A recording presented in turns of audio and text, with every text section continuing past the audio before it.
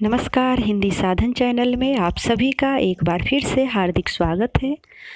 आज हम सभी इस वीडियो में साकेत महाकाव्य के दूसरे भाग को देखेंगे।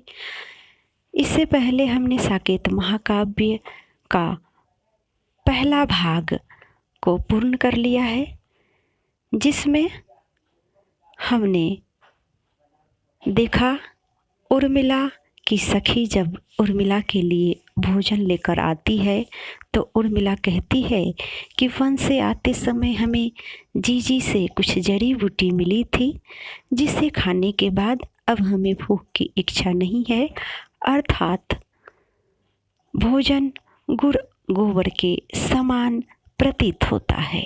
तो यहाँ तक हमने देख ली है। अब हम देखेंगे पंक्ति 16वीं पंक्ति को। लाई है छिर क्यों तू, हट मत करियो, मैं पीऊँगी ना आली, मैं हूँ क्या हाय, कोई शिशु सफल उठी, रंग भी राज्यशाली, माना तूने मुझे है तरुण विरहिनी, वीर के साथ व्याहा, आँखों का तीर ही क्या कम फिर मुझको, चाहिए और क्या हा। व्याख्या को देखेंगे। उर्मिला कहती है, अरे आली, तू मेरे लिए दूध क्यों लाई है। उर्मिला जब भोजन से इनकार करती है तो सखी उनके लिए दूध लेकर आती है और बोलती है कि अगर भोजन नहीं करोगी तो केवल दूध ही पी लो। तो वो कहती है कि मुझसे इसके लिए हठ मत कर, मैं पेय पान नहीं करूँगी। तू क्यों हठ करती है? तू सोचती होगी, अरे मैं क्या हूँ, केवल सफल हठी शिशु? नहीं, मैं स्त्री हूँ, राज्यशाली, रंग भी हठ उचित है। तूने मुझे जब तरुण विरहिणी मान लिया है एवं एक वीर वधू समझ लिया है, उभय प्रकार ने मुझको चाहिए, केवल नयन नीर ही क्या मुझको कम है, अर्थात रुदन पर्याप्त है। 17वीं पंक्ति है, चाहे फटा फटा हो मेरा अंबर अशून्य है आली, आकर किसी अनिल ने भला यहाँ धूली तो डाली, धूली धूसर है तो क्या, यो तो वन्य मात्र गात्र भी, वस्त्र एवल कलो से तो है सुरम्य सुपात्र भी, फटते हैं मैले होते हैं सभी वस्त्र व्यवहार से, किंतु पहनते हैं क्या उनको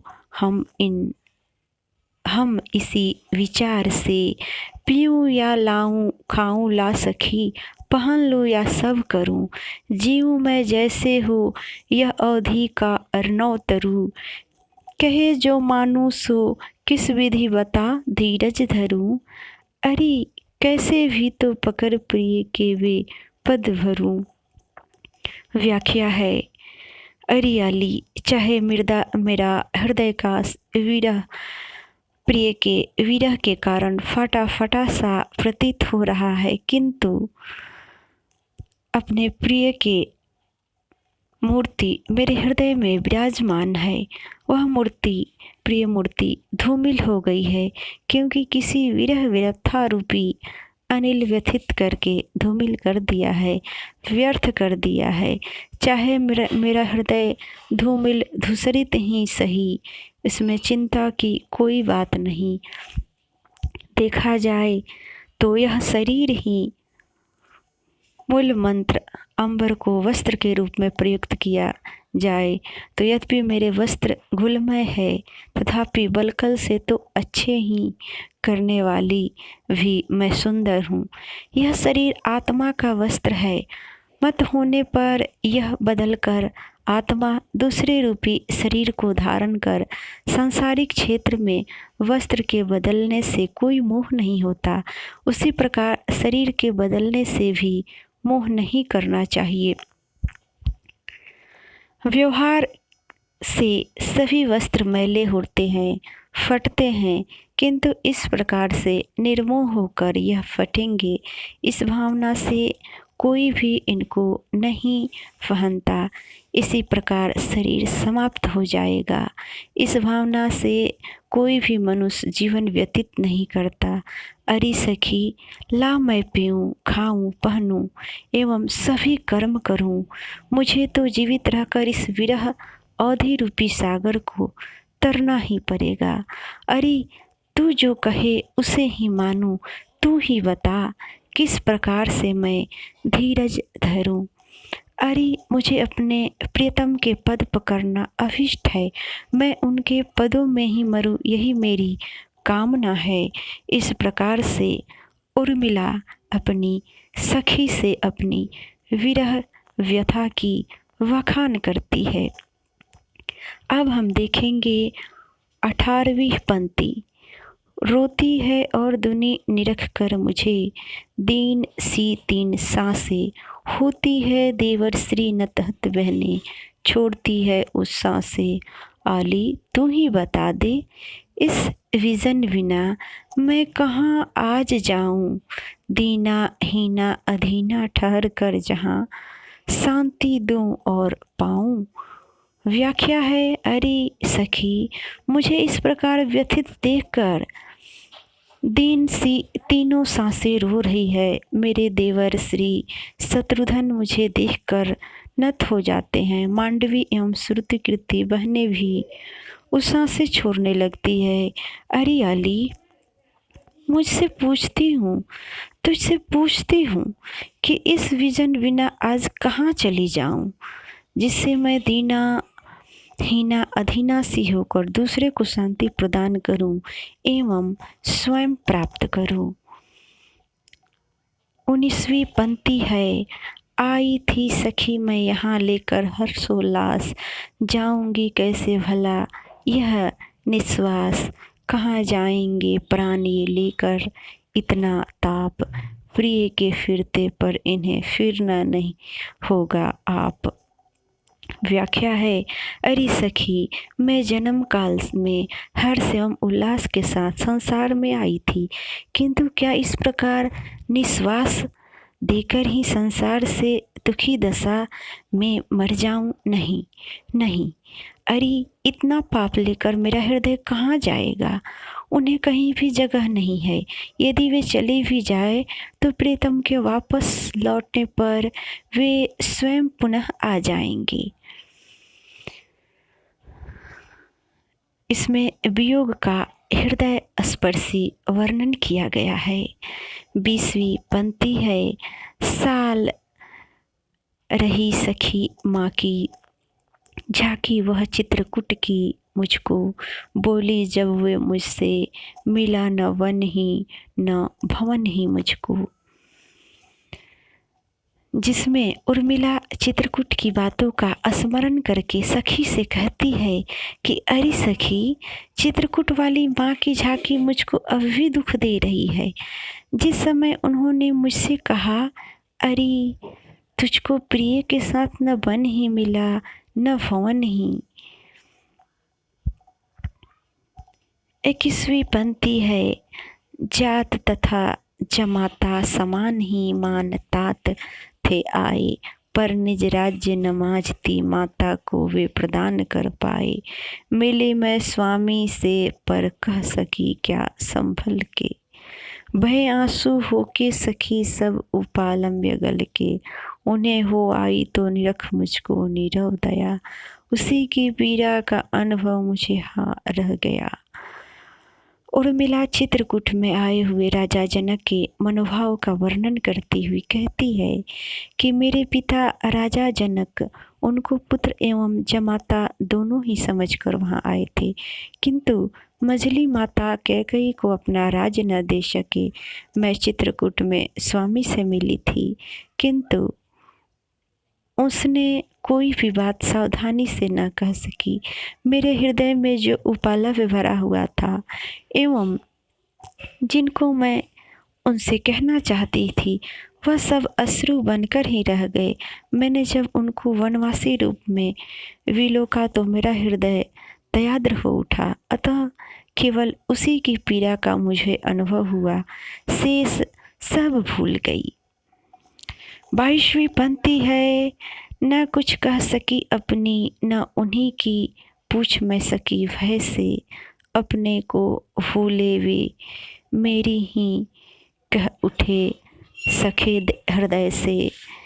चित्रकूट मिलन पूर्ण रूपेण न होने से उस विषय में पश्चाताप करती हुई उर्मिला कहती है, अरे सखी, मैं उस समय भय के कारण न तो अपने मनोभाव का व्यक्त ही कर सकी एवं न उनसे कुछ पूछ ही सकी। जिससे उनकी बात ज्ञात होती, वे तो अपने आप को भूल बैठे हैं। वे मेरी ही बात अशोक हृदय में कहने लगी। 22वीं पंक्ति है, 23वीं पंक्ति है, मिथिला मेरा मूल है और अयोध्या फूल, चित्रकूट को क्या कहूँ रह जाती है भूल, सिद्ध शिलाओं के आधार और गौरवगिरी उच्च उदार, तुझ पर ऊंचे ऊंचे झाड़ तने पत्रमय छत्र पहाड़, क्या अपूर्व है मेरी तेरी आर, कहत है बहु जीव विहार, ओ गौरवगिरी उच्च उदार। चित्रकूट मिलन की बात कहके चित्रकूट मिलन की बात कहकर उर्मिला को उस गिरी तटवर्ती वन प्रदेश का स्मरण हो आना ही स्वाभाविक है। वह उसी भावना से प्रथम चित्रकूट को क्या कहे उसे सोचती है। पुनः वह गिरी की प्रशंसा करने लगती है। चित्रकूट के प्रति आशंका करती हुई उर्मिला कहती है, अरे सखी, मैं अपने जीवन रूपी विरवा की जड़ मिथिला प्रदेश मानती हूँ, जहाँ उसकी उत्पत्ति हुई है। साथ ही इस विरवा का विकास जीवन का यौवन काल साकेत में हुआ, अतः वह उस विरवा का फूल है। किंतु मैं बार बार यह भूल जाती हूँ कि चित्रकूट को क्या कहूँ, उसके लिए मेरे जीवन का क्या संबंध है। अरे अरे चित्रकूट, तो सिद्ध शिलाओं का आधार है, अर्थात तेरे वक्ष स्थल पर ऐसी विशाल शिलाएं विद्यमान है जिस पर रहने वाले व्यक्ति सिद्ध प्राप्त कर लेते हैं, अतएव वे शिलाएं कहलाती है। एवं तू पर्वतों में गौरव प्राप्त किए हुए है, तू अति उच्च एवं उदार है, कारण कि सभी को आश्रय दान देता है। तेरे वृक्ष स्थल पर उच्च वृक्ष सुशोभित है, जिसके तने एवं पत्र पहाड़ के छत्र सम प्रतीत होते हैं। तू बीच बीच में रोक या व्यवधान उपस्थित करता है, तो अति अपूर्व है। उसी आर के कारण अनेक जीव कानन में विहार करते हैं, अतः ओ चित्रकूट, तू गौरव में उच्च एवं उदार है। 24वीं पंक्ति है, घिर कर तेरे चारों ओर कहते हैं घन क्या ही घोर, नाथ नाच गाते हैं मोर, उठती है गहरी गुंजार, ओ गौरव गिरी उच्च उदार, नहलाती है नभ की वृष्टि, अंग पोछती आतप सृष्टि, करता है शशि शीतल दृष्टि, देता है ऋतुपति श्रृंगार, ओ गौरव गिरी उच्च उदार। चित्रकूट मिलन की बात कह के उर्मिला उस गिरी तटवर्ती वन प्रदेश का स्मरण हो आना ही स्वाभाविक है। वह इसी भावना से प्रथम चित्रकूट को क्या कहे उसे सोचती है। पुनः वह उस गिरी की प्रशंसा करने लगती है। चित्रकूट के प्रति आशंका करती हुई उर्मिला कहती है, अरे चित्रकूट, तेरे चारों ओर घने घने धीरकर अतीव शोभा उत्पन्न करते हैं, जिसको देखकर मेरा मोर आनंद से नाचने लगता है। उस मयूर आदि पक्षी की गहरी गुंजान उस वन प्रदेश को गुंजित करती है, अतएव तू गिरों में गौरवता प्रदान करने वाला उच्च उदार पर्वत है। अरे चित्रकूट, समस्त प्रकृति तेरी अर्चना में लगी रहती है। आकाश से होने वाली वर्षा तुझको स्नान कराती है उससे समस्त अंग जलमय होकर भीग जाता है। अतः गर्मी का ताप तेरे अंगों को पूछता है। चंद्रमा अपनी चंद्रिका से तुझे शीतल दृष्टि प्रदान करता है। स्वयं बसंत ऋतु में विभिन्न कुसुमों के विकास से ऋतुपति तेरा श्रृंगार करता है। 25वां पंक्ति है। तू निर्झर का डाल कुदुम लेकर कंद मूल फल फूल स्वर्गार्थ सबके अनुकूल खरा खोल दरियों के द्वार ओ गौरव गिरी उच्च उदार। चित्रकूट मिलन की बात कह के उर्मिला गिरी तटवर्ती वन प्रदेश का स्मरण हो आना ही स्वाभाविक है। वह उसी भावना से प्रथम चित्रकूट को क्या कहे सोचकर पुनः गिरी की प्रशंसा करने लगती है। अरे गौरवमय गिरी एवं उच्च पर्वत चित्रकूट, तेरे ऊपर निरंतर झरने झरते हैं, जिससे प्रतीत होता है कि वे निर्जल जल का दुकूल धारण किए हुए हैं। तेरे वृक्षों में कंदमूल फल उत्पन्न होते हैं, मानो तो उन्हें अपने आगंतुक अतिथियों के स्वागतार्थ के लिए खड़ा हुआ है। तूने उनके विश्रामार्थ अपनी भुजा के द्वार कपाट खोल दिए हैं। अगली पंक्ति है। सुदृढ़ धातु में उपल शरीर, अंतः स्थल में निर्मल नीर, अटल अचल तू धीर गंभीर, समशीतोष्ण शांति सुखसार, ओ गौरव गिरी उच्च उदार। विविध राग रंजित अभिराम, तू विराग साधन बनधाम, कामद होकर आप अकाम। नमस्कार मुझको तुझको शतबार, ओ गिरी गौरव उच्च उदार। इसमें गौरव गिरी उच्च पर्वत चित्रकूट है, जिसमें तेरा शरीर सदृश धातुमय पाषाण निर्मित है, अर्थात तेरे प्रशस्त्र मजबूत है। धातु एवं गेरु तुझसे प्राप्त होते हैं। निर्झर स्वाभाविक होने के कारण मुझे ऐसा प्रतीत होता है कि तेरे हृदय में निर्मल नीर भरा हुआ है। तू अटल अचल धीर एवं गंभीर है। तेरे वन प्रदेश में शीत एवं गर्मी दोनों ही समान रूप से पड़ती है। तू अपने वन प्राप्त निवासियों को शांति एवं सुख प्रदान करने वाला है। अरे गौरवगिरी, तू अनेक प्रकार के रंगों से रंजित एवं प्रेम से के आनंददायक है। तू सुंदर है। तेरे वन प्रदेश में आने वाले व्यक्तियों को स्वतः वैराग्य प्राप्त हो जाता है, अतः तू विराग का साधन है। अनेक वनों का धाम है। तू स्वयं दूसरों की कामना पूरी करता है, स्वयं अकाम या कामना रहित है। अतः हे उच्च एवं उदार गिरिवर, तुझे सत सत बार नमस्कार है। अगली पंक्ति है। पुरुषित पातिकाए हो जितनी भी सखी, उन्हें निमंत्रण दे आ। सम दुखिनी मिले तो दुख बांटे जा, प्रणय परस्पर ले आ। उर्मिला वियोग से ऊब गई है।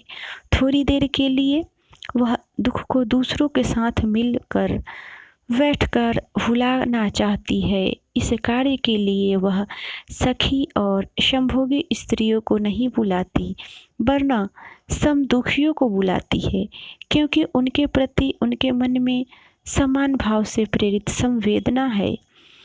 इससे कुछ देर के लिए उर्मिला को संतोष मिलेगा। अन्य विरहिणी स्त्रियां भी अपना दुख भुला सकेगी। वह अपनी सखी को उन्हें ले आने के लिए भेजती है कि हे सखी, अयोध्या में जितनी विरहिणी स्त्रियां हो तो उन सब को प्रेम पूर्वक निमंत्रणा दे, उन्हें सम्मान पूर्वक अपने साथ लिवा कर लाना, क्योंकि समदुखिनी के मिलने पर दुख बढ़ जाता है। अगली पंक्ति है। सुख दे सकते हैं तो दुख जन ही मुझे, उन्हें यदि भेटूं, कोई नहीं यहाँ क्या जिसका कोई अभाव मैं भी मेटूं। इतनी भरी पूरी में क्या ऐसी दुखनी नहीं कोई, जिसकी सखी बनूं मैं, जो मुझसी हो हंसी रोई। मैं निज ललित कलाएं भूल न जाऊं, वियोग वेदन में सखी पुरवाला शाला खुलवा दे, क्यों न उपवन में। सखी से कहती है उर्मिला, दुखियों के प्रति अपना असहृदय प्रकट करते हुए कि मुझे यदि कोई सुख दे सकता है तो वे दुखी पुरबलाए। दुखियों के अतिरिक्त और कोई ऐसा नहीं जिसकी किसी कमी को दूर कर सकूं। इतनी बड़ी अयोध्या नगरी में क्या मेरे समान दुखी और कोई दूसरी स्त्री नहीं जिसकी मैं सखी बन सकूं, और जो मेरे समान हंसी रोई हो, अर्थात जिसको मेरे समान सुख और दुख उठाए हो। उर्मिला बेकार समय में कुछ शिक्षण कार्य करना चाहती है, जिससे बेकार समय कट जाए और ललित कलाओं का अभ्यास बना रहे। अपनी सखी से उर्मिला कहती है, हे सखी, कहीं ऐसा न हो कि मैं वियोग की वेदना में चिर व्यस्त ललित कलाओं को भी भूल जाऊं। अतः तुम हमारे उपवन में नगर की स्त्रियों की पाठशाला खुलवा दो, जिसके पढ़ने में समय का सदुपयोग होता रहेगा तथा मेरी कलाओं का अभ्यास बना रहेगा। अगली पंक्ति है, कौन सा दिखाऊं दृश्य वन का, बता मैं आज, हो रही है आली मुझ चित्र रचना की चाह। नाला परा पथ में किनारे जेठ जी खरे, अम्बुक अवगाह आर्यपुत्र ले रहे हैं था। किवा वे खरी हो धूम प्रभु के सहारे आह, तलवे से कंटक निकालते हो ये कराह, अथवा झुकाए खड़े हो ये लता और जीजी। फूल ले रही हो प्रभु दे रहे हो, वाह वाह। उर्मिला अपनी सखी से चित्रकला के विषय में चर्चा कर रही है।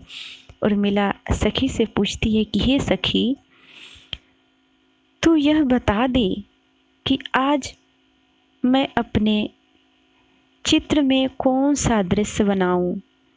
आज मुझे चित्र बनाने की बड़ी भारी इच्छा हो रही है। मैं चित्र बनाए बिना नहीं रह सकती। कुछ चित्र की रूपरेखा संबंध सहायता दे। उर्मिला अपने चित्रकला के अभ्यास के लिए कुछ विकल्प सोचती है। चित्रों से पूर्व रूप में प्रसंग उनके मन में उभरते हैं। उनका वर्णन वह अपनी सखी से करती है। हे सखी, कुछ चित्रों के पूर्व रूप यह हो सकते हैं। रास्ता चलते चलते राम लक्ष्मण के सामने कोई नाला आ गया है, जिसके किनारे जेठ जी अर्थात श्री राम और सीता खड़े हैं। आर्यपुत्र यानी लक्ष्मण जी पानी में घुसकर थाह ले रहे हैं। इस चित्र की कल्पना में भी लक्ष्मण जी सेवा में निरत रहते दिखाई पड़ते हैं। भाई और भाभी के लिए अपने अस्तित्व को जल में डुबोने के लिए तैयार है। दूसरा चित्र सामने आता है।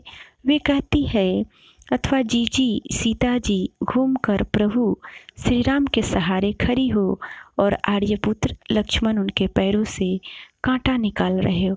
अर्थात यहाँ भी सीता जी के प्रति लक्ष्मण की पूज्य भावना और कर्म परायणता का चित्र है। तीसरा चित्र उर्मिला की कल्पना में है कि किसी लता को अपने हाथ से झुकाकर आर्यपुत्र खड़े हो और जीजी उस लता से फूल तोड़ रही हो, जिसकी इस क्रिया पर प्रशंसात्मक शब्द वाह वाह आदि कर रहे हो। इस प्रकार से अगली पंक्तियाँ और आखिरी पंक्ति को भी हम देख लेते हैं। प्रिय ने सहज गुणों से दीक्षा दी थी मुझे प्रणय, जो तेरी आज प्रतीक्षा द्वारा लेते हैं वे यहाँ परीक्षा मेरी। प्रस्तुत पंक्तियाँ साकेत के नवम सर्ग से ली गई है। उर्मिला को लगता है कि उसकी परीक्षा हो रही है। उर्मिला अपने प्रेम को संबोधित करते हुए कहती है कि हे प्रणय, मेरी जो दीक्षा प्रिय ने मुझे सहज गुणों के साथ दी थी, आज उसी प्रदीक्षित प्रणय की परीक्षा प्रतीक्षा द्वारा ली जा रही है। प्रिय आज परीक्षा ले रहे हैं कि उन्होंने जिस प्रेम की शिक्षा दी थी मैंने उसे भली प्रकार सीखा है या नहीं। तो आज के लिए इस वीडियो में इतना ही। अगले वीडियो में मिलते हैं, तब तक के लिए वीडियो देखने के लिए आप सभी को बहुत बहुत धन्यवाद।